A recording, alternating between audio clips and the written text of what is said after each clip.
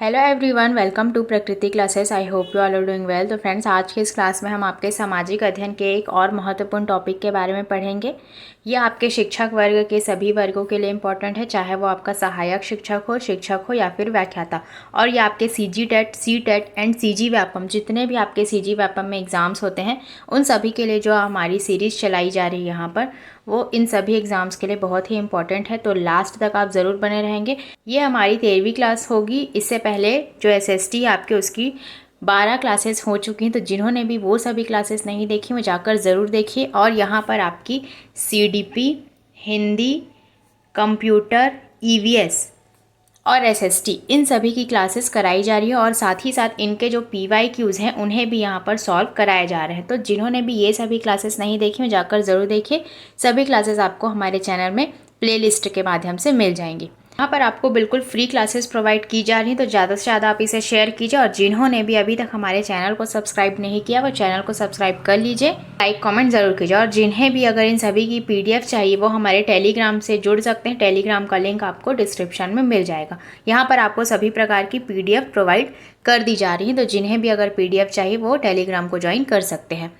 आज के इस क्लास में हम आपके पॉलिटी से संबंधित क्लास आज से स्टार्ट करें। इससे पहले हमने हिस्ट्री के बारे में पढ़ा था। हिस्ट्री के कुछ ही टॉपिक्स बच गए हैं, इसीलिए आज से हम आपके पॉलिटी से संबंधित क्लासेस स्टार्ट कर रहे हैं।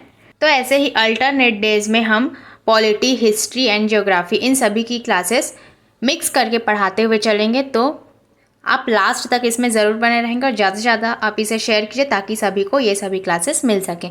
आज की इस क्लास में हम आपके संविधान से संबंधित जितने भी इम्पोर्टेंट टॉपिक्स हैं, उन्हें हम इस क्लास में पढ़ेंगे। इसमें आपका आ जाएगा मूल अधिकार। मूल अधिकार जो आपके सिलेबस में है, वो आपके लिए बहुत ही इंपॉर्टेंट है, क्योंकि इससे आपके एग्जाम में हमेशा क्वेश्चन पूछे जाते हैं। तो इन सभी के बारे में आज की इस क्लास में हम पढ़ेंगे। जो लास्ट में हम इसके एमसीक्यूज भी लगाएंगे। तो लास्ट तक आप ज़रूर बने रहेंगे और कमेंट करके ज़रूर बताएंगे कि आपके कितने क्वेश्चन से हैं और क्लास आपको कैसी लगी। तो सबसे पहले आप इसमें देख सकते हैं संविधान, कॉन्स्टिट्यूशन के बारे में। जो आपका संविधान होता है, वो एक आपका लिखित दस्तावेज होता है। जो आपका संविधान होता है, उसमें आपके नियमों और कानूनों का एक ऐसा लिखित या फिर अलिखित दस्तावेज होता है, जिसमें संबंधित देश की जो सरकार होती है, जिसके 3 अंग होते हैं। आप सभी को पता होगा जो सरकार के 3 अंग हैं, उसमें सबसे पहला आपका आ जाता है व्यवस्थापिका, दूसरा आपका होता है कार्यपालिका, तीसरा आपका होता है न्यायपालिका। इन सभी के जो कार्य एवं शक्ति है, उनका ही उल्लेख इसमें किया जाता है। उसे ही आपका संविधान कहा जाता है। तो इस सभी के बारे में आपको शुरू से ही पता होगा, क्योंकि सभी ने स्कूल से ही संविधान के बारे में पढ़ते हुए आया है। तो इन सभी के बारे में आप सभी को अच्छे से पता ही होगा कि आपका जो संविधान होता है, उसमें 3 अंगों, मतलब कि व्यवस्थापिका, कार्यपालिका, न्यायपालिका, इन सभी के कार्य एवं शक्तियों का ही उल्लेख किया जाता है। और साथ ही साथ इसमें आपके जो नागरिक होते हैं, उनके अधिकारों एवं कर्तव्यों का भी स्पष्ट उल्लेख किया जाता है। जो आपका संविधान होता है, उसकी जो संरचना के आधार पर लिखित व अलिखित 2 रूपों में होता है।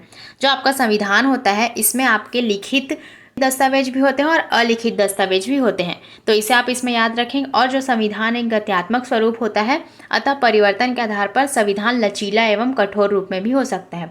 संविधान वर्तमान में सभी प्रकार की शासन प्रणाली वाले देशों में होता है। तो ये सभी चीज़ें आप इसमें याद रखें। और जो मेजर पॉइंट्स हैं, उन्हें हमने हाईलाइट किया है। तो इन सभी पॉइंट्स को आप अच्छे से याद रखेंगे।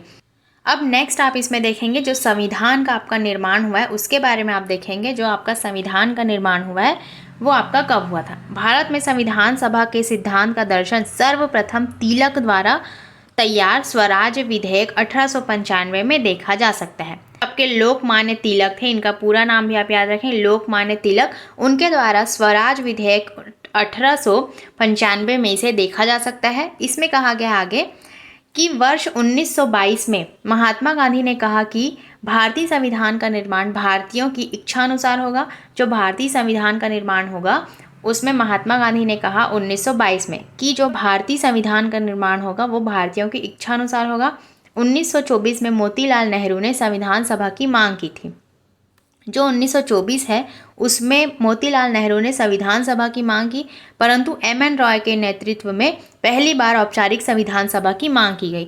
नेहरू रिपोर्ट 1928 में संविधान सभा पर चर्चा की गई। तो यहाँ पर आप जितने भी पॉइंट्स देख रहे हैं, इनसे आपके एग्जाम में सीधे सीधे क्वेश्चन पूछे जाते हैं, डायरेक्ट इनसे क्वेश्चन पूछे जाते हैं। तो एक एक पॉइंट को आप याद रखेंगे। हर एक पॉइंट आपके लिए बहुत ही इंपॉर्टेंट है।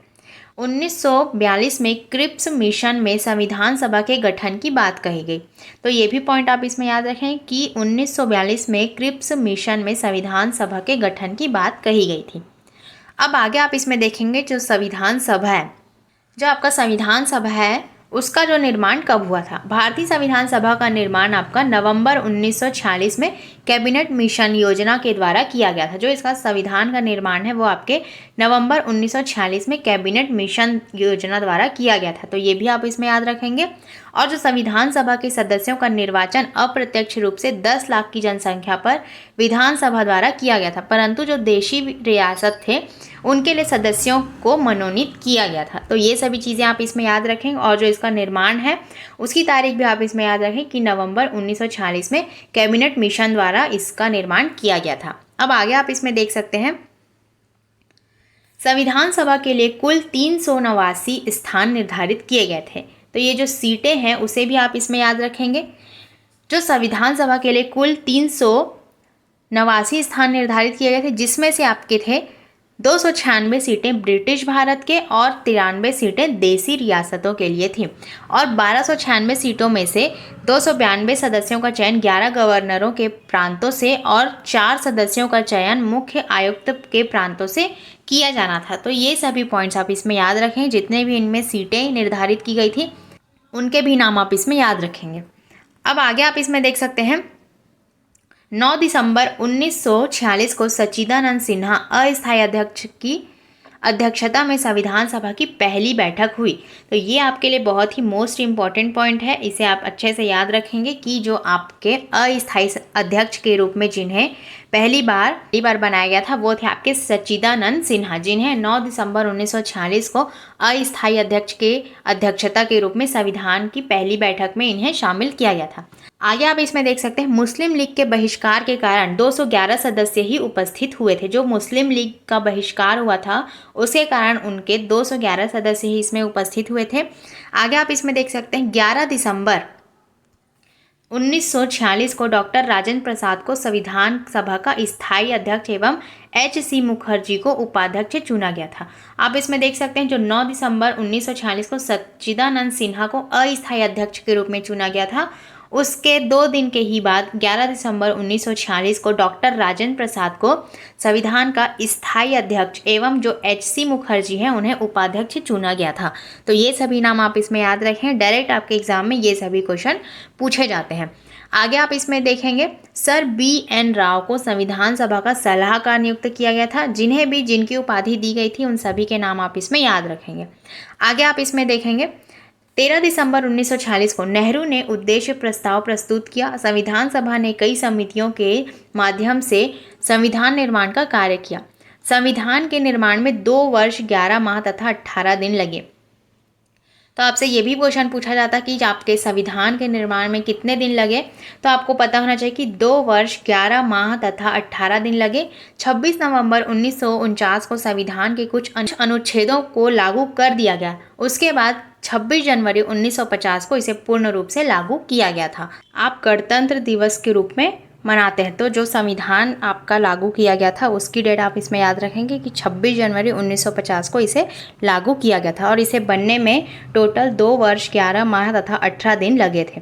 तो ये सभी पॉइंट्स आप इसमें याद रखें। और जो आपका भारतीय संविधान है वो आपके विश्व का सबसे लंबा लिखित संविधान है, तो इसे भी आप याद रखें, ये भी आपके एग्जाम में पूछा जाता है।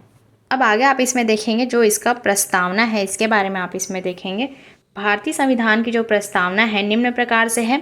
हम भारत के लोग भारत को एक संपूर्ण प्रभुत्व संपन्न समाजवादी पंथ निरपेक्ष लोकतंत्रात्मक गणराज्य बनाने के लिए तथा उसके समस्त नागरिकों को सामाजिक आर्थिक और राजनैतिक विचार अभिव्यक्ति विश्वास धर्म और उपासना की स्वतंत्रता प्रतिष्ठा और अवसर की समानता प्राप्त करने के लिए तथा उन सब में व्यक्ति की गरिमा और राष्ट्र की एकता और अखंडता सुनिश्चित करने वाली बंधुता को बढ़ाने के लिए दृढ़ संकल्प होकर अपने इस संविधान सभा में आज दिनांक 26 नवंबर 1949 मिति मार्गशीर्ष शुक्ल सप्तमी संवत 2006 विक्रमी को एतद द्वारा इस संविधान को अंगीकृत अधिनियमित और आत्मर्पित करते हैं।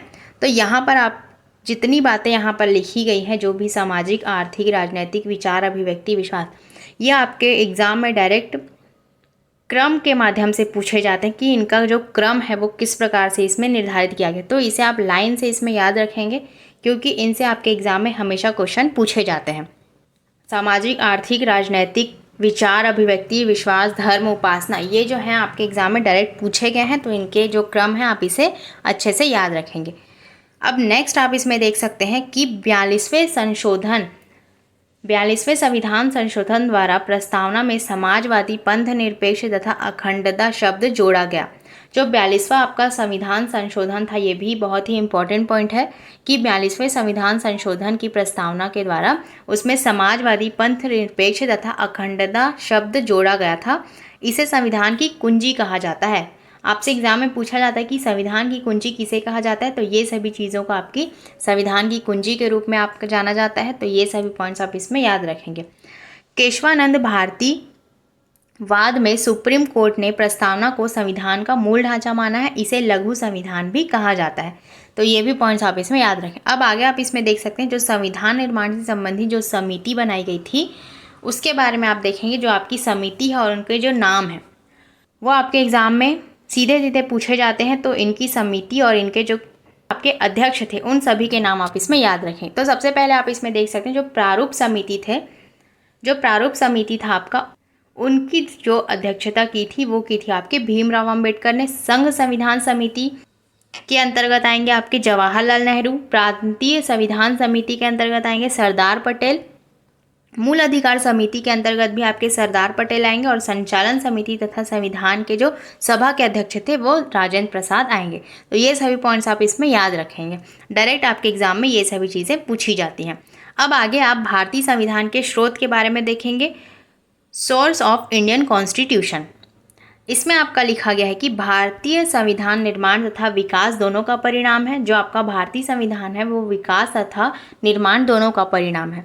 भारत शासन अधिनियम 1935 से भारतीय संविधान में 2/3 प्रावधान लिए गए हैं।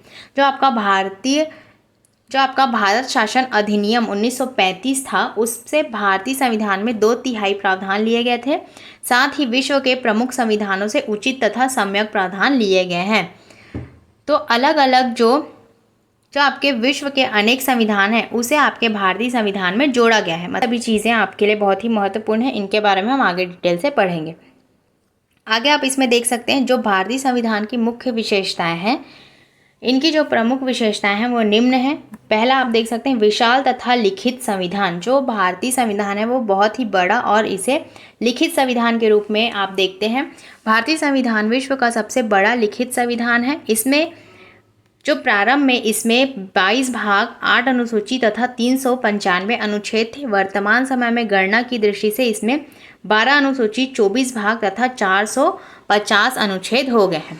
आप देख सकते हैं जो प्रारंभिक जो स्थिति थी इसमें 22 भाग, 8 अनुसूची तथा 395 अनुच्छेद थे। और वर्तमान में आप देख सकते हैं कि 12 अनुसूची, 24 भाग और 450 अनुच्छेद इसमें हो गए हैं। तो ये पॉइंट्स आप इसमें याद रखेंगे। आपके एग्जाम में ये सभी पॉइंट्स आपके एग्जाम में पूछे जाते हैं। आगे आप इसमें देख सकते हैं संघवाद या संघात्मक व्यवस्था। संघात्मक व्यवस्था का सामान्य अर्थ है केंद्र व राज्यों के बीच शक्तियों का, कार्यों का विभाजन। इस देश का भौगोलिक स्वरूप बड़ा हो, देश सर्वत्र रूप से विविधतापूर्ण हो, ऐसे देश के लिए संघात्मक स्वरूप वाली शासन व्यवस्था अधिक उचित है। संघवाद का एक साधारण अर्थ यह भी है कि एक देश में एक से ज़्यादा स्तर की सरकारों का होना। संघवाद से आपके एग्जाम में डायरेक्ट क्वेश्चन पूछा जाता है कि संघवाद का अर्थ क्या होता है। तो इसमें आप इसे याद रखें कि एक देश में एक से ज़्यादा स्तर की सरकारों का होना, ये इसका अर्थ होता है और ये आपके एग्जाम में डायरेक्ट पूछा जाता है। आगे आप इसमें देख सकते हैं भारत में केंद्र सरकार, राज्य सरकार व स्थानीय सरकार के रूप में त्रिस्तरीय व्यवस्था है। त्रिस्तरीय व्यवस्था को भी आप इसमें याद रखें कि भारत में केंद्र सरकार, राज्य सरकार एवं स्थानीय सरकार के रूप में इसे त्रिस्तरीय व्यवस्था के रूप में इसे इंगीकृत किया गया है।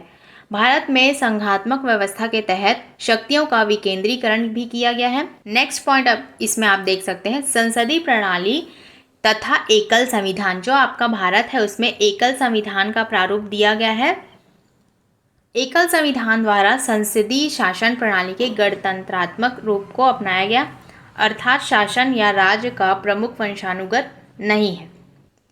अब नेक्स्ट पॉइंट आप इसमें देख सकते हैं, जो आपके सबसे मोस्ट इम्पॉर्टेंट पॉइंट्स हैं, इनसे आपके एग्जाम में हमेशा क्वेश्चन पूछे जाते हैं और ये आपके सिलेबस में टॉपिक वाइज दिया गया है। जो आपका मूल अधिकार, नीति निर्देशक तत्व तथा मूल कर्तव्य, इनसे आपके एग्जाम में डायरेक्ट क्वेश्चन पूछे जाते हैं।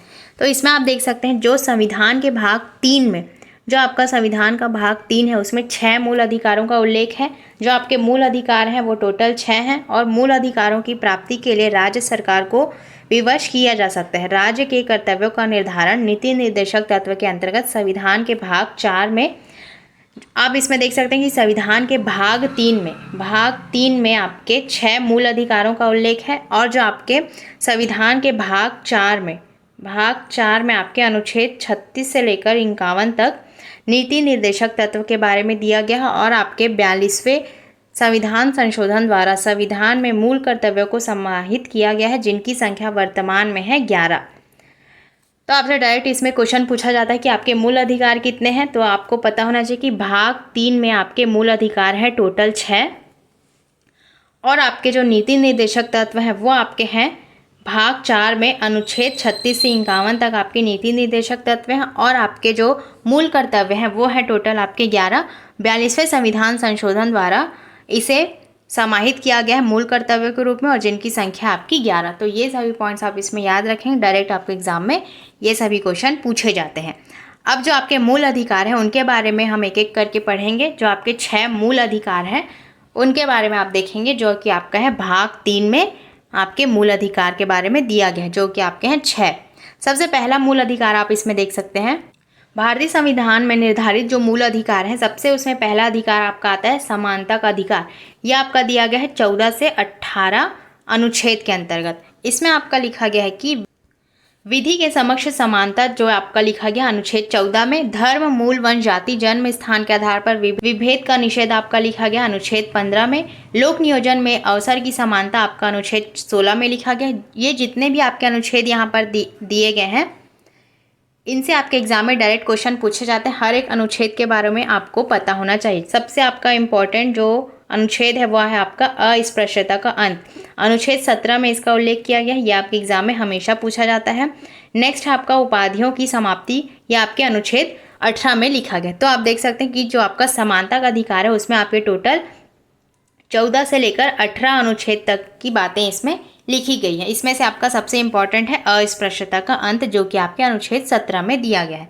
अब नेक्स्ट आप देख सकते हैं इसमें स्वतंत्रता का अधिकार, यह आपका अनुच्छेद 19 से लेकर 22 तक दिया गया है। वाक अभिव्यक्ति की स्वतंत्रता अनुच्छेद 19 में दिया गया है, ये भी आपके लिए बहुत ही इंपॉर्टेंट है। जो आपका वाक अभिव्यक्ति की स्वतंत्रता है ये भी आपके एग्जाम में पूछा जाता है। अपराधों के लिए जो दोष सिद्धि के संबंध में संरक्षण है उसका अनुच्छेद 20 में उल्लेख किया गया है। प्राण एवं दैहिक स्वतंत्रता का संरक्षण अनुच्छेद 21 में दिया गया है। शिक्षा का अधिकार 86वां संशोधन अनुच्छेद 21A में दिया गया है। इसे हमने आपके RT एक्ट 2009 में भी पढ़ा था कि आपका जो अनुच्छेद 21A है ये आपके एग्जाम में भी पूछा जाता है। ये भी आपके लिए बहुत ही इंपॉर्टेंट है कि शिक्षा का अधिकार अधिनियम आपके 86वें संशोधन द्वारा अनुच्छेद 21A में दिया गया है। कुछ दशाओं में गिरफ्तारी और निरोध से जो संरक्षण है उसे आपके अनुच्छेद 22 में दिया गया है। तो 19 से 22 तक आपके स्वतंत्रता का अधिकार के बारे में दिया गया। तो ये सभी चीज़ें आप इसमें याद रखेंगे। अब नेक्स्ट आप इसमें देख सकते हैं शोषण के विरुद्ध अधिकार अनुच्छेद 23 एवं 24 में दिया गया है। मानव के व्यापार और बलात् श्रम का प्रतिषेध जो है अनुच्छेद 23 में दिया गया है। कारखानों में बालकों के नियोजन का जो निषेध है वो अनुच्छेद 24 में दिया गया। यह आपके UPSC में भी पूछा गया क्वेश्चन है, कि आपके एग्जाम में रिपीट भी हो सकता है, तो इसे आप अच्छे से याद रखेंगे। जो आपका 23 और 24 है शोषण के विरुद्ध अधिकार, ये भी आपके लिए बहुत ही इंपॉर्टेंट है। अब नेक्स्ट आप इसमें देख सकते हैं धार्मिक स्वतंत्रता का अधिकार, ये आपका दिया गया है अनुच्छेद 25 से लेकर 28 तक। अनुच्छेद 25 में आप देख सकते हैं अंतःकरण तथा धर्म पालन की स्वतंत्रता। धार्मिक कार्यों के प्रबंध की स्वतंत्रता अनुच्छेद 26 में दी गई है। धर्म की अभिवृद्धि हेतु कर की छूट आपके अनुच्छेद 27 में दी गई है। धार्मिक शिक्षा का उपासना की स्वतंत्रता आपके अनुच्छेद 28 में दी गई है। तो ये सभी पॉइंट्स आप इसमें याद रखेंगे। अब आगे आप इसमें देख सकते हैं संस्कृति एवं शिक्षा संबंधी अधिकार अनुच्छेद 29 एवं 30 में दी गई है। अल्पसंख्यक वर्गों के हितों का संरक्षण आपके अनुच्छेद 29 में दिया गया है। अल्पसंख्यकों को शिक्षा प्रबंध की स्वतंत्रता आपके अनुच्छेद 30 में दी गई है। आगे आप इसमें देख सकते हैं अब संवैधानिक उपचारों का अधिकार 32 से लेकर 35 तक के अनुच्छेद में दिया गया है। जो मूल अधिकारों का प्रवर्तन अंबेडकर ने इसे संविधान की आत्मा कहा है। तो ये भी बहुत ही इंपॉर्टेंट पॉइंट है। मूल अधिकारों का जो प्रवर्तन है उसे अंबेडकर ने इसे संविधान की आत्मा कहा है। आपके एग्जाम में डायरेक्ट क्वेश्चन पूछा जाता है कि संविधान की आत्मा किसे कहा जाता है, तो आपको पता होना चाहिए कि अनुच्छेद 32 तो है आपका, जिसे मूल अधिकारों का प्रवर्तन कहा जाता है, जिसे संविधान की आत्मा कहा जाता है। जो संवैधानिक उपचारों का अधिकार 32 से 35 के बीच में है। अब नेक्स्ट आप इसमें देख सकते हैं जो अनुच्छेद 33 है, सुरक्षा बलों के कारण उपांतरण की संसदीय शक्ति आपके अनुच्छेद 33 के अंतर्गत दी गई है। सेना विधि के दौरान मूल अधिकारों का निबंधन आपके अनुच्छेद 34 में दिया गया है। उपबंधों को प्रभावी बनाने का विधान आपके अनुच्छेद 35 में दिया गया है। और जो संवैधानिक उपचारों के अधिकार द्वारा व्यक्ति मौलिक अधिकारों के उल्लंघन पर उच्च या उच्चतम न्यायालय में जा सकता है। जो आपके संवैधानिक उपचार होते हैं उसके द्वारा जो मौलिक अधिकारों के उल्लंघन पर उच्च न्यायालय में आपका व्यक्ति है जो जा सकता है। तो यहाँ तक आपके मूल अधिकार जो 6 होते हैं उनके बारे में हमने बहुत ही डिटेल से पढ़ा। इससे आपके एग्जाम में डायरेक्ट क्वेश्चन पूछे जाते हैं। तो इन सभी मूल अधिकारों के बारे में आप अच्छे से याद रखेंगे। ये आपके लिए बहुत ही महत्वपूर्ण टॉपिक है। आगे आप इसमें देख सकते हैं जो शक्तियों का बंटवारा है। संविधान द्वारा शक्ति का पृथक्करण कार्यपालिका, विधायिका तथा न्यायपालिका के बीच किया गया है। न्यायपालिका स्वतंत्र है तथा संविधान की सर्वोच्चता स्थापित करते हुए न्यायपालिका, जिसे आप सुप्रीम कोर्ट कहते हैं, को संविधान का संरक्षण बताया गया है। जो आपका सबसे बड़ा फैसला होता है वो आपके सुप्रीम कोर्ट में ही होता है। आपका जो सुप्रीम कोर्ट है वो आपका उच्च न्यायालय के अंतर्गत आता है, तो इसे भी आप याद रखेंगे। अब नेक्स्ट आप इसमें देख सकते हैं संविधान संशोधन में ब्रिटेन की भांति सरल तथा अमेरिका की भांति कठिन दोनों प्रकार का प्रावधान किया गया है। जो आपका संविधान संशोधन है उसमें ब्रिटेन की भांति सरल तथा अमेरिका की भांति कठिन दोनों प्रकार का प्रावधान दिया गया है। एकात्मक तथा संघात्मक गुण, यद्यपि भारतीय संविधान का जो स्वरूप है वो संघात्मक है, इसमें केंद्र तथा राज्य का विधान बताया गया है, परंतु आवश्यकता अनुसार एकात्मक स्वरूप ग्रहण कर सकता है। विषयों का विभाजन संघीय सूची, समवर्ती सूची तथा राज्य सूची के रूप में किया गया है। तो ये भी पॉइंट्स आप इसमें याद रखेंगे। एक तो आप इसमें याद रखें कि आपका संविधान का स्वरूप संघात्मक है और जो आपके विषयों का विभाजन है वो संघीय सूची, समवर्ती सूची तथा राज्य सूची के रूप में किया गया है। तो इतने पॉइंट्स आप इसमें याद रखेंगे। आगे आप इसमें देखेंगे वयस्क मताधिकार तथा संकटकालीन प्रावधान। प्रत्येक भारतीय नागरिक को मताधिकार निर्धारित शर्तों के साथ प्राप्त है। साथ ही विशेष संघ के समय आपातकाल का प्रावधान किया गया है। प्रस्तावना, पंचायती राज, पंथ निरपेक्षता आदि का समावेश भारतीय संविधान में किया गया है। भारतीय राज्य किसी धर्म का पक्ष नहीं लेगा तथा सभी धर्मों को समान महत्व देगा। यह आपके वयस्क मताधिकार के अंतर्गत लिखा गया। आगे आप इसमें देखेंगे धर्मनिरपेक्षता या पंथ निरपेक्षता। संविधान में भारत को एक धर्मनिरपेक्ष राज्य घोषित किया गया है। धर्मनिरपेक्ष राज्य वही होता है जिसमें राज्य अधिकृत रूप से किसी भी धर्म को राजकीय धर्म के रूप में बढ़ावा नहीं देता। तो ये सभी चीज़ें आपके धर्मनिरपेक्षता के अंतर्गत आएगा और जो आपका भारत है वो एक धर्मनिरपेक्ष राज्य है। अब नेक्स्ट आप इसमें देखेंगे भारत धर्मनिरपेक्षता के बारे में। भारतीय संविधान के अनुसार भारत एक धर्मनिरपेक्ष राज्य है। राज्य खुद को धर्म से दूर रखता है। भारत में राज्य की बागडोर किसी एक धार्मिक समूह के हाथ में नहीं और ना ही किसी एक धर्म का समर्थन करता है। तो जो आपका भारत है वो धर्मनिरपेक्ष राज्य है। ये भी आपके एग्जाम में पूछा जाता है। आगे आप इसमें देखेंगे राज्य अहस्तक्षेप की नीति को अपनाता है। भारत में राज्य सभी धर्मों की भावनाओं को सम्मान करते हुए धार्मिक क्रियाकलापों में कोई दखल नहीं देता है। राज्य युक्ति युक्त हस्तक्षेप करता है। राज्य धर्म के नाम पर अलग अलग करने और भेदभाव को बढ़ावा देने वाली उस प्रथा को समाप्त करने के लिए धर्म में हस्तक्षेप कर सकता है। नागरिकों के अधिकारों का सम्मान करने के लिए राज्य समुदायों के धर्म पर आधारित निजी कानूनों पर हस्तक्षेप कर सकता है। राज्य का हस्तक्षेप सहायता के रूप में भी हो सकता है। तो ये सभी चीज़ें आपके धर्मनिरपेक्षता के अंतर्गत आएंगी। अब आगे आप इसमें देखेंगे जो आपकी सरकार है, गवर्नमेंट, उसके बारे में आप देखेंगे। सरकार राज्य का एक महत्वपूर्ण अंग होता है। जो आपका सरकार है वो आपके राज्य का एक महत्वपूर्ण अंग होता है। सरकार शब्द का प्रयोग संकुचित तथा व्यापक दोनों में रूप में किया जाता है। संकुचित अर्थ में सरकार कार्यपालिका से संबंधित होती है, परंतु व्यापक रूप में सरकार जो होती है आपकी कार्यपालिका, विधायिका, न्यायपालिका इसमें शामिल होते हैं। तो संकुचित एवं व्यापक रूप में भी आपके एग्जाम में क्वेश्चन पूछे जाते हैं। तो संकुचित में आप याद रखें कि कार्यपालिका से संबंधित होता है आपका सरकार, और व्यापक रूप में इनमें सभी चीज़ें आ जाएंगी, कार्यपालिका, विधायिका तथा न्यायपालिका। अब सरकार के जो विभिन्न अंग होते हैं वे अपने अपने कार्यों को करते हैं। वर्तमान समय में सरकार का स्वरूप बहुत ही परिवर्तित तथा महत्वपूर्ण हो गया है। लोकतांत्रिक सरकार के तीनों अंग अपने अपने दायरे में रहकर कार्य करते हैं। आगे आप इसमें देखेंगे जो सरकार के स्तर है, राष्ट्रीय स्तर, जो नेशनल लेवल पर आपके सरकार के जो स्तर है उसे आप इसमें देखेंगे। राष्ट्रीय सरकार समस्त राष्ट्र के विषय में निर्णय लेती है। इसका निर्णय देश के प्रत्येक नागरिक को प्रभावित करता है। जब राष्ट्रीय सरकार कोई निर्णय लेती है तो इसका पालन सभी राज्य करते हैं। जब आपके नेशनल लेवल पर कोई भी निर्णय लिया जाता है तो इसका जो पालन है वो सभी राज्य में किया जाता है।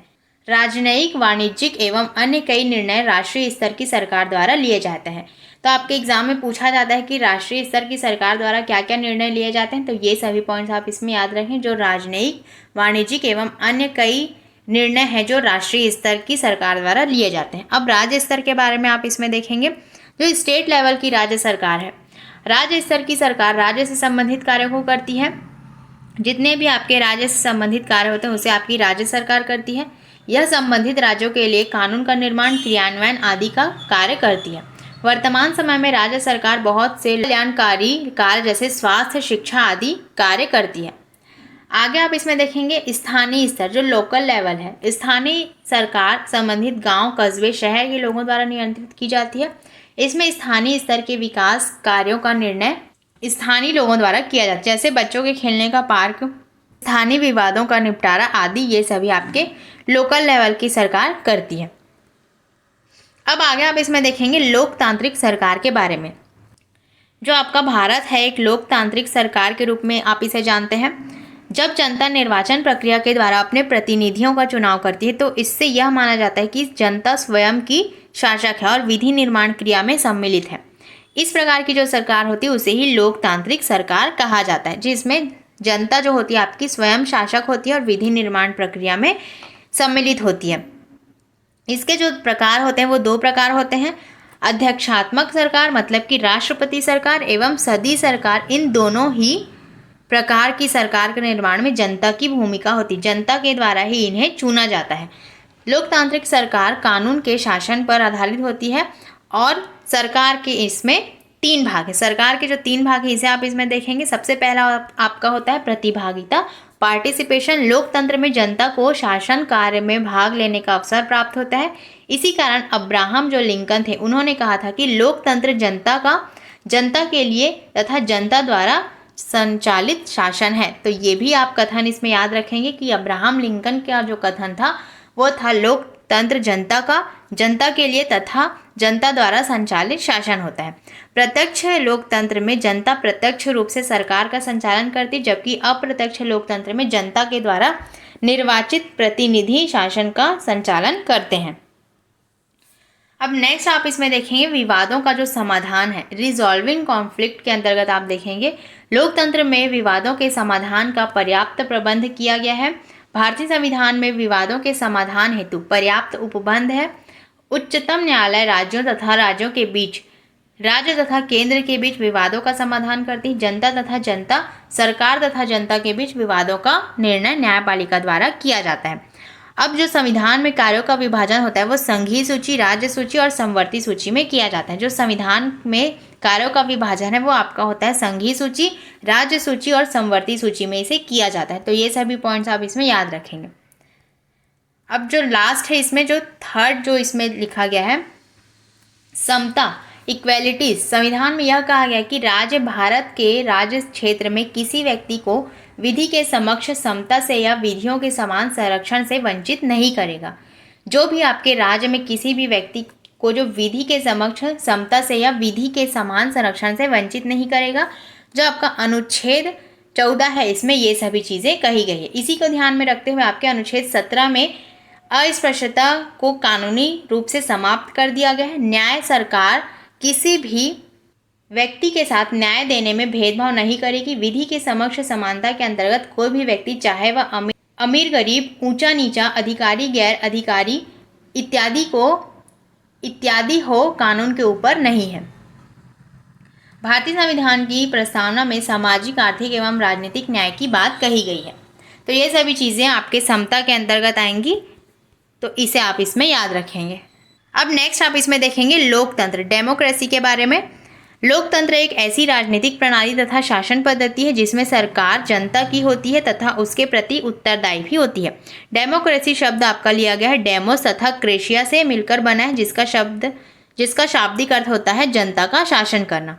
लोकतंत्र का मुख्य उद्देश्य होता है शासन में प्रत्यक्ष तथा अप्रत्यक्ष रूप से जनता की भागीदारी सुनिश्चित करना। लोकतंत्र का जो उद्देश्य होता है वो इसमें आप याद रखेंगे, प्रत्यक्ष अथवा अप्रत्यक्ष रूप से जनता की जो भागीदारी है उसे सुनिश्चित करना ही आपका लोकतंत्र कहलाता है। अब्राहम लिंकन के अनुसार जो लोकतंत्र जनता के लिए तथा जनता द्वारा संचालित शासन है। लोकतंत्र में जनता अपनी सरकार चुनती है, उसके कार्यों से संतुष्ट नहीं होने पर बदल भी देती है, क्योंकि आप देखते हैं कि आपकी सरकार हर 5 साल में चेंज होती है और अभी आपका चुनाव भी आने वाला, जो अभी आपका चुनाव होने वाला है उसे भी आप इसमें देख सकते हैं। तो जो नियमित चुनाव लोकतंत्र का महत्वपूर्ण लक्षण है। लोकतंत्र में जनता शोषण या अन्य समस्याओं की समाप्ति हेतु विरोध का अधिकार रखती है। नेक्स्ट आप इसमें देख सकते हैं लोकतंत्र के जो प्रकार होते हैं, प्रत्यक्ष होता है और एक होता है आपका अप्रत्यक्ष। जो आपका प्रत्यक्ष लोकतंत्र होता है उसमें जनता की सरकार के निर्णय निर्माण प्रक्रिया में प्रत्यक्ष भागीदारी होती है। स्विट्जरलैंड इसका दुर्लभ उदाहरण है। इसमें जनता अपने प्रतिनिधियों का चुनाव करती है। जो आपका अप्रत्यक्ष लोकतंत्र होता है उसमें जो सरकार के निर्णय प्रक्रिया में भाग लेते हैं और यह सरकार की सबसे सामान्य प्रारूप है, जिसको यूएसए, कनाडा, ब्रिटेन, भारत के आदि राज्यों में देखा जा सकता है। तो ये सभी चीज़ें आपके अप्रत्यक्ष लोकतंत्र के अंतर्गत आएंगी। आगे आप इसमें देखें जो समानता है, इक्वेलिटी लोकतंत्र की एक महत्वपूर्ण विशेषता है जो इसके कार्यों के सभी आयामों को प्रभावित करती है। यह सुनिश्चित करती है कि व्यक्ति धर्म, जाति, लिंग आदि भेदभाव के बिना अपनी प्रतिभा का विकास कर सके। तो ये आपके समानता के अंतर्गत आएंगी। आगे आप इसमें देखेंगे जो भारतीय संविधान में महिला हो या पुरुष, चाहे वह किसी भी जाति, धर्म, संप्रदाय का हो, सभी एक समान है। और जो आपका भारत में समानता की स्थापना हेतु विभिन्न संवैधानिक उपबंध दिए गए हैं। कानून के जो समक्ष समानता है वो आपके अनुच्छेद 14 में दिए गए हैं। किसी से भी धर्म, जाति, संप्रदाय, लिंग, स्थान या जन्म के स्थान पर भेदभाव नहीं किया जा सकता, ये आपके अनुच्छेद 15 में दिया गया है। जो हमने अभी मौलिक अधिकार के बारे में देखा, जो कि आपके होते हैं टोटल 6, उसमें हमने इन्हीं सभी के बारे में देखा था। तो जो आपका प्रत्येक व्यक्ति को सार्वजनिक स्थल जैसे होटल, मंदिर, दुकान, कुओं आदि पर जाने की इजाज़त है। सार्वजनिक भोजनालय, सार्वजनिक मनोरंजन, अस्पृश्यता का अंत आपके अनुच्छेद 17 में दिया गया और यह आपका है 16, अनुच्छेद 16। आगे आप इसमें देखेंगे जो आपका भारत सरकार द्वारा समानता स्थापित करने के अनेक उपाय किए जा रहे हैं। 1955 में नागरिक अधिकार संरक्षण अधिनियम पारित किया गया। स्कूलों में मध्याह्न भोजन कार्यक्रम चलाया जा रहा है, सर्वप्रथम तमिलनाडु से ये स्टार्ट हुआ है। तो ये सभी चीज़ें आप इसमें याद रखेंगे। आगे आप इसमें देखेंगे जो विकलांगता अधिनियम है, भारत सरकार ने 1995 में विकलांगता अधिनियम पारित किया था। तो ये भी आप इसमें याद रखेंगे कि विकलांगता अधिनियम पारित कब किया गया, तो 1995 में आपका विकलांगता अधिनियम पारित किया गया था वो आपका किया गया था भारत सरकार ने 1995 में। तो ये डेट आप इसमें याद रखेंगे, आपके एग्जाम में डायरेक्ट इससे क्वेश्चन पूछा जाता है। इस अधिनियम के अनुसार जो आपके विकलांग व्यक्ति होते हैं उन्हें समान अधिकार प्राप्त हुआ है। इसी अधिनियम के द्वारा इन्हें समान अधिकार प्राप्त हुआ है। सरकार को उनके लिए सभी स्कूलों में मुफ्त शिक्षा की व्यवस्था की जानी चाहिए, ये भी इस प्रावधान में दिया गया है। और सभी सार्वजनिक स्थलों जैसे सरकारी भवन, स्कूल, रेलवे स्टेशन पर सुगम ढाल नुमा रास्ता बनाना चाहिए। तो ये सभी चीज़ें आपके विकलांगता अधिनियम के अंतर्गत लिखी गई है। आगे आप इसमें देख सकते हैं संविधान द्वारा प्रत्येक व्यक्ति को गरिमामय जीवन जीने का अधिकार है, जो कि व्यक्ति का जन्मजात अधिकार भी है। इसको कार्यान्वित करने के लिए लोकतंत्र में मत देने का अधिकार दिया गया है। तो ये सभी चीज़ें आप इसमें याद रखेंगे। नेक्स्ट आप इसमें देख सकते हैं मत देने का जो अधिकार होता है वो आपका दिया जाता है। भारत में मतदान का अधिकार प्रत्येक वयस्क नागरिक को दिया गया है। जो आपका मतदान देने का जो अधिकार है वो आपके सभी नागरिकों को दिया गया है, और जिसकी आयु होती है वो होती है आपके 18 वर्ष, और उससे जितने भी ऊपर के व्यक्ति होते हैं वो सभी आपके मतदान देते हैं। नेक्स्ट इसमें आप देखेंगे जो मतदान के माध्यम से जनता अपनी पसंद की सरकार चुनती है। आपका अभी चुनाव का ही माहौल चल रहा है, तो आप इसमें अपने मनपसंद की सरकार चुनते हैं, जिसमें आप अपने द्वारा वोट देकर उन्हें चुनते हैं। तो भारत में मतदान के अधिकार के प्रति महिलाओं एवं पुरुषों के प्रति किसी भी प्रकार का भेदभाव नहीं किया जाता। इस संदर्भ में भीमराव अंबेडकर ने कहा था कि प्रत्येक व्यक्ति को मतदान का अधिकार होना चाहिए, चाहे उसका सामाजिक आर्थिक स्तर कुछ भी हो, अर्थात भेदभाव रहित मतदान का अधिकार इसमें दिया जाना चाहिए। अर्थात आप जो मतदान करते हैं उसमें किसी भी प्रकार का भेदभाव नहीं होता, सभी व्यक्ति समान रूप से इसमें मत दे सकते हैं। नेक्स्ट आप इसमें देखें जो असमानता है, भारत में जाति प्रथा असमानता इनइक्वालिटी के समान प्रारूपों में से एक है। भारत के शिक्षित नगरीय लोगों में भी यह धारणा पाई जाती है। दलितों के प्रति भेदभाव सभी जगह देखे जाते हैं। दलित का अर्थ होता है तथाकथित निचली जातियों से है। नेक्स्ट इसमें आप देखें नागरिक अधिकार आंदोलन।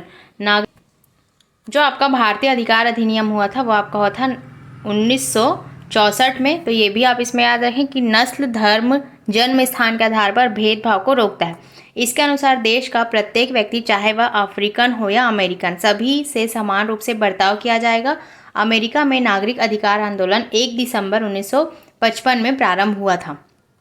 तो ये भी आप इसमें याद रखें। जब गोरे लोगों द्वारा रोजा पार्क्स को बस में एक सीट देने से इनकार कर दिया गया था, इसके बाद अमेरिका में लोगों द्वारा समान अधिकार की मांग की गई थी। इस प्रकार नस्ली भेदभाव का अंत हुआ था। जो रोजा पार्क्स थी उन्हें एक बस में सीट देने से इनकार कर दिया गया था। उसके बाद ही जो अमेरिकी लोगों द्वारा समान अधिकार की मांग की गई थी, इसके बाद ही जो आपका नस्ली भेदभाव था उसका अंत हो गया था। तो इतनी चीज़ें आप इसमें याद रखेंगे। यहाँ तक हमने संविधान और आपके मौलिक अधिकार इन सभी के बारे में बहुत ही डिटेल से पढ़ा। जो आपकी सरकार है लोकतांत्रिक सरकार है इन सभी के बारे में, और जो आपका भारत धर्मनिरपेक्ष राज्य है इन सभी के बारे में हमने डिटेल से पढ़ा। अब इससे रिलेटेड जितने भी आपके इंपॉर्टेंट MCQs हैं उन्हें हम देखेंगे, जो आपके विभिन्न एग्जाम्स में पूछे गए क्वेश्चन हैं और दोबारा भी आपके एग्जाम में पूछे जा सकते हैं। ये सभी आपके इंपॉर्टेंट क्वेश्चन हैं, तो आप भी इसे बनाने की कोशिश करें, क्योंकि थ्योरी में हमने इसके बारे में बहुत ही डिटेल से पढ़ लिया है। तो थ्योरी पढ़ने के बाद आपसे ये सभी क्वेश्चन बहुत ही अच्छे से बनेंगे। तो सबसे पहला आप इसमें क्वेश्चन देख सकते हैं, जो शिक्षा का अधिकार अनुच्छेद 21 के अंतर्गत एक मौलिक अधिकार है जो जीवन का अधिकार से संबंधित है, क्योंकि शिक्षा गरिमामय जीवन जीने में सहायता करती है। केवल शिक्षित व्यक्तियों को जीवन का अधिकार है, शिक्षा जीवन है, या सभी व्यक्तियों को शिक्षा का अधिकार नहीं है। तो इसका जो सही आंसर हो जाएगा वो आपका हो जाएगा केवल शिक्षित व्यक्तियों को जीवन का अधिकार है, ये इसमें गलत है। शिक्षा जीवन है, ये भी गलत है। और शिक्षा का अधिकार नहीं है किसी भी व्यक्ति को, ये भी इसमें गलत। तो सही आंसर इसमें ऑप्शन नंबर ए हो जाएगा। जो शिक्षा है गरिमामय जीवन जीने में सहायता करती है, वो भी आपके 21A के तहत इसमें दिया गया है। तो ये सभी चीज़ें आप इसमें याद रखें। और RT एक्ट 2009 में भी हम इन्हीं के बारे में पढ़ते हैं। तो ये सभी चीज़ें आप इसमें याद रखेंगे। और RT एक्ट 2009 की क्लास जिन्होंने भी नहीं देखी हो जाकर ज़रूर देखिए। CDP वाले प्लेलिस्ट में आपको वो सभी क्लासेस मिल जाएंगी। अब नेक्स्ट आप इसमें देख सकते हैं नेक्स्ट क्वेश्चन, भारतीय संविधान द्वारा दिया गया नागरिकों को यह अनुमति देता है कि वे उच्च न्यायालय एवं सर्वोच्च न्यायालय जा सकते हैं यदि उन्हें ऐसा लगता है कि उनके मौलिक अधिकारों का सरकार द्वारा उल्लंघन हुआ है। जीवन का अधिकार, संवैधानिक उपचारों का अधिकार, शोषण के विरुद्ध अधिकार या समानता का अधिकार। तो आप देख सकते हैं जितने भी आपके मौलिक अधिकार हैं, जो आपके टोटल 6 मौलिक अधिकार हैं, उनसे आपके एग्जाम में इसी प्रकार के क्वेश्चन पूछे जाते हैं। तो आपको जितने भी आपके मौलिक अधिकार हैं उनके बारे में डिटेल से आपको पता होना चाहिए। तो ये जो आपका दिया गया है जिसमें सर्वोच्च न्यायालय जा सकता है कोई भी नागरिक, अगर उनके मौलिक अधिकारों का उल्लंघन हुआ है तो वो आपके जा सकते हैं संवैधानिक उपचारों के अधिकार के अंतर्गत। तो ये आपका ऑप्शन नंबर 2 इसमें बिल्कुल सही हो जाएगा। अब नेक्स्ट आप इसमें देख सकते हैं क्वेश्चन नंबर 3, भारतीय संविधान के अनुच्छेद 21 का संबंध है जीवन के अधिकार से, संवैधानिक उपचार के अधिकार से, धार्मिक स्वतंत्रता के अधिकार से या समानता के अधिकार से। का जो सही आंसर हो जाएगा वो आपका हो जाएगा जीवन के अधिकार से। जो आपका भारतीय संविधान के अनुच्छेद 21 का संबंध है वो आपके जीवन के अधिकार से संबंधित है। तो ये आंसर इसमें बिल्कुल सही हो जाएगा। अब नेक्स्ट क्वेश्चन आप इसमें देख सकते हैं, जब राज्य धार्मिक क्रियाओं में किसी प्रकार का हस्तक्षेप नहीं करता उसे क्या कहा जाता है? प्रभुसत्ता, राजतंत्र, स्वेच्छाचारी या धर्मनिरपेक्षता। तो इसका सही आंसर हो जाएगा धर्मनिरपेक्षता। जो आपका भारत है वो एक धर्मनिरपेक्ष राज्य है, तो इसमें किसी भी क्रियाओं का हस्तक्षेप नहीं किया जाता। तो ये आपका हो जाएगा ऑप्शन नंबर 4 धर्मनिरपेक्षता। ये आंसर इसमें बिल्कुल सही हो जाएगा। अब नेक्स्ट क्वेश्चन आप इसमें देख सकते हैं, क्वेश्चन नंबर 5। भारतीय संविधान के किस खंड को अक्सर संविधान की अंतरात्मा कहा जाता है? नीति निर्देशक सिद्धांतों से संबंधित खंड, मौलिक अधिकारों से संबंधित खंड, अनुसूचित जाति, अनुसूचित जनजाति एवं पिछड़ा वर्ग के लिए आरक्षण नीति से संबंधित खंड या संविधान की प्रस्तावना। तो अंतरात्मा के बारे में हमने थ्योरी में अच्छे से पढ़ा है, तो ये इसका जो सही आंसर हो जाएगा वो आपका हो जाएगा जो आपकी संविधान की प्रस्तावना है उसे ही आपका संविधान की अंतरात्मा कहा जाता है। तो ये आंसर इसमें बिल्कुल सही हो जाएगा। नेक्स्ट क्वेश्चन आप इसमें देख सकते हैं, संवैधानिक उपचारों का अधिकार शिक्षा का अधिकार अधिनियम 2009 को निष्कासित करता है। न्यायपालिका को संसद द्वारा लागू कानून को निरस्त करने की शक्ति प्रदान करता है। नागरिकों के मौलिक अधिकारों की रक्षा करता है या संविधान संशोधन द्वारा स्वयं को सुधारने के विषय में है। तो इसका जो सही आंसर हो जाएगा वो आपका हो जाएगा ऑप्शन नंबर 3, नागरिकों के मौलिक अधिकारों की रक्षा करते हैं संवैधानिक उपचारों के अधिकार के अंतर्गत। तो ये आंसर इसमें बिल्कुल सही हो जाएगा। अब नेक्स्ट क्वेश्चन आप इसमें देख सकते हैं, क्वेश्चन नंबर 7। संविधान के किस अनुच्छेद के अंतर्गत अस्पष्टता के कारण किसी योग्यता को लागू करना कानून के अनुसार एक दंडनीय अपराध होगा? अनुच्छेद 21, अनुच्छेद 28, अनुच्छेद 15 या अनुच्छेद 17। तो इसके बारे में मैंने कहा ही था कि ये बहुत ही आपके लिए इंपॉर्टेंट क्वेश्चन है। तो ये जो इसका सही आंसर हो जाएगा, जो अस्पृश्यता का उल्लेख किया गया वो आपके अनुच्छेद 17 में किया गया है। तो इसका जो सही आंसर हो जाएगा वो हो जाएगा आपका ऑप्शन नंबर 4 अनुच्छेद 17। अब नेक्स्ट आप इसमें देख सकते हैं, क्वेश्चन नंबर 8। एक राज्य में यदि एक राजनेता यह तय करता है कि उसके राज्य में दूसरे राज्य के कामगारों को कार्य करने की अनुमति नहीं दी जाएगी, इसमें कौन से मौलिक अधिकार का उल्लंघन होगा? समानता का अधिकार, स्वतंत्रता का अधिकार, शोषण के विरुद्ध अधिकार या संवैधानिक उपचारों का अधिकार। तो इसका जो सही आंसर हो जाएगा वो आपका हो जाएगा स्वतंत्रता के अधिकार के अंतर्गत ये सभी चीज़ें इसमें आ जाएंगी। तो ये आंसर इसमें बिल्कुल सही हो जाएगा। नेक्स्ट क्वेश्चन आप इसमें देख सकते हैं, क्वेश्चन नंबर 9। संविधान का अनुच्छेद 22 सुनिश्चित करता है शोषण के विरुद्ध अधिकार, शिक्षा का अधिकार, गिरफ्तारी के दौरान या हिरासत में दुर्व्यवहार से बचने का अधिकार या संवैधानिक उपचार का अधिकार। सही आंसर हो जाएगा वो आपका हो जाएगा ऑप्शन नंबर 3। जो आपका संविधान का अनुच्छेद 22 सुनिश्चित करता है वो गिरफ्तारी के दौरान या हिरासत में दुर्व्यवहार से बचने का अधिकार का उल्लेख करता है, जो आपका संविधान के अनुच्छेद 22 के अंतर्गत दिया गया है। तो ये आंसर आप इसमें याद रखेंगे। अब नेक्स्ट आप इसमें देख सकते हैं, क्वेश्चन नंबर 10। मौलिक अधिकारों के विषय में निम्नलिखित 2 कथनों पर विचार कीजिए। भारत के संविधान में दिए गए सभी मौलिक अधिकार न्यायालय में बाध्यकारी है। शोषण के विरुद्ध अधिकार नागरिक को उच्च स्तर के न्यायालय में जाने के लिए अनुमति प्रदान करता है यदि वह समझता है कि निचले स्तर के न्यायालय द्वारा लिया गया निर्णय अन्यायपूर्ण है। इसमें से आपको सही आंसर बताना है।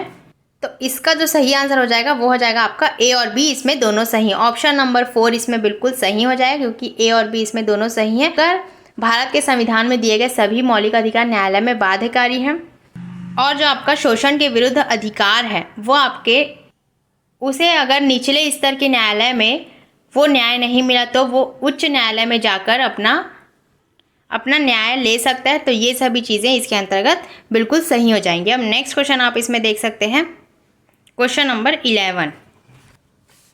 इसमें से आपको लोकतांत्रिक सरकार की विशेषता क्या है इसके बारे में बताना है। सहभागिता, विवादों का समाधान या समानता तथा न्याय। तो इसका जो सही आंसर हो जाएगा वो आपका हो जाएगा जो आपका सहभागिता है वो इसमें बिल्कुल सही हो जाएगा और समानता तथा न्याय इसमें बिल्कुल सही हो जाएगा। विवादों का समाधान इसमें गलत हो जाएगा। तो ऑप्शन नंबर 3 इसमें ए और सी इसमें बिल्कुल सही हो जाएंगे। अब नेक्स्ट क्वेश्चन आप इसमें देख सकते हैं, क्वेश्चन नंबर 12। भारतीय राज्य की सरकार किस प्रकार की? अध्यक्षात्मक सरकार, लोकतांत्रिक सरकार, साम्यवादी सरकार या पूंजीवादी सरकार। तो जो आपका भारत है उसकी जो राज्य सरकार है वो आपकी होती है लोकतांत्रिक सरकार के अंतर्गत आती है, जो आपकी भारत की राज्य सरकार होती है। तो ये आंसर आप इसमें याद रखेंगे। अब नेक्स्ट क्वेश्चन आप इसमें देख सकते हैं, क्वेश्चन नंबर 13। सभी भारतीयों को मतदान का अधिकार होना चाहिए। सभी भारतीयों को मतदान का अधिकार होना चाहिए। उनका सामाजिक आर्थिक स्तर कुछ भी हो, यह विचार किसके द्वारा लिया गया था? महात्मा गांधी, राजेंद्र प्रसाद, बी.आर. अम्बेडकर या जवाहरलाल नेहरू? तो इसका आंसर हो जाएगा आपका भीमराव अंबेडकर द्वारा ये कथन दिया गया था और संविधान भी उनके ही द्वारा निर्धारित किया गया था। तो ये सभी चीज़ें आप इसमें याद रखेंगे। नेक्स्ट आप इसमें देख सकते हैं, संयुक्त राज्य अमेरिका में नागरिक अधिकार आंदोलन शुरू हुआ था। सभी अफ्रीकी अमेरिकन नागरिकों के लिए समान अधिकार तथा जाति मतभेद की समाप्ति के लिए, अफ्रीकी अमेरिकन महिलाओं के मताधिकार की मांग के लिए, या अफ्रीकी अमेरिकन पुरुषों में मताधिकार की मांग के लिए, या फिर अफ्रीकी अमेरिकन वरिष्ठ नागरिकों की सामाजिक सुरक्षा की मांग के लिए।